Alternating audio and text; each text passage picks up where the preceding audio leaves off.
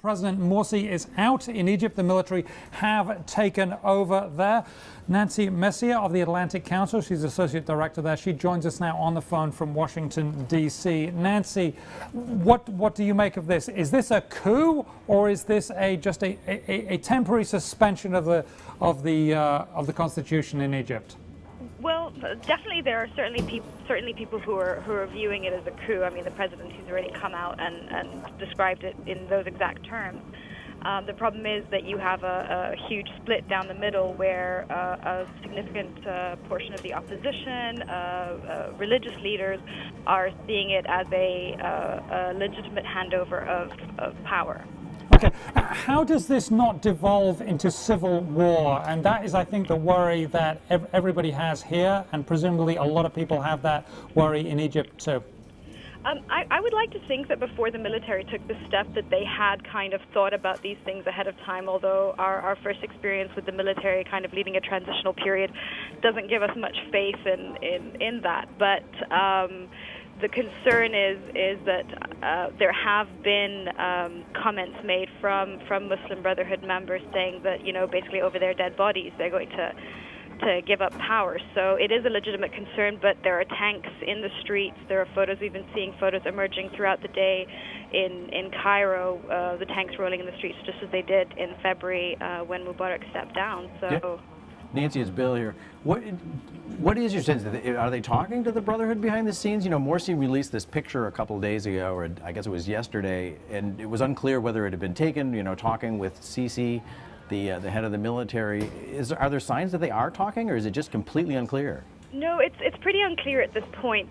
Of course, there's been a ton of rumors that have been coming out today, a lot of which have been denied. And the picture that you're referring to, it was published on their Facebook page immediately after Sisi made his first statement, but they didn't specify when it was taken. I'd hazard a guess that it was taken before then.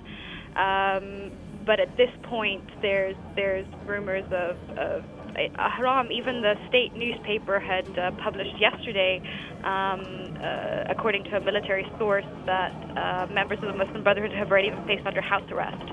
So it's really hard to say at this time. It's all really speculation. Now, Nancy, the Mideast is now looking like a patchwork quilt of instability. You've got Syria, problems there, Iraq still a little bit unstable, and Israel is next door to Egypt watching. Does this explode into something out of control? Well, absolutely. We've already seen it kind of affect the neighboring countries. There is actually a movement gathering steam in Tunisia, kind of following the lead of the Egyptian campaign that was gathering the petition signatures. So absolutely, I think anything that happens in Egypt, there will be a ripple effect in the neighboring countries. That's to be expected. Okay, a ripple effect. One of the other things that I have to ask, and both of you, I'd like you to both weigh in on this, and I'll start with you, Bill, is how does Egypt get to a situation where they don't lurch from military dictatorship to government back to military dictatorship, where there is a peaceful, non-catastrophic change of government when it needs to change? Yeah, that's the huge question. We've gone through a year of instability, and now we're back to the beginning and start again. I mean, I'm curious Nancy's thoughts on that. Is this a step? The big question to me is this a step forward in some way towards democracy, or could it be, or is it just a huge step back? Yeah, great question. Nancy, step forward, step back. I wouldn't want to say right now. I think it's difficult to state. I think it really depends entirely on how the military handles this, because the military has, you know, the backing of the people in the street. People were celebrating after the announcement was made.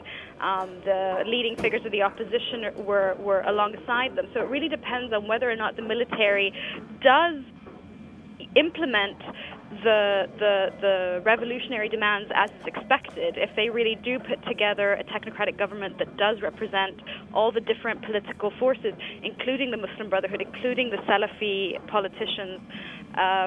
So that's really what it depends on, whether or not the army is power hungry or not. Okay, well, we shall see, and we hope it ends peacefully. Thank you very much. Nancy Messier joining us from the Atlantic Council in Washington, D.C.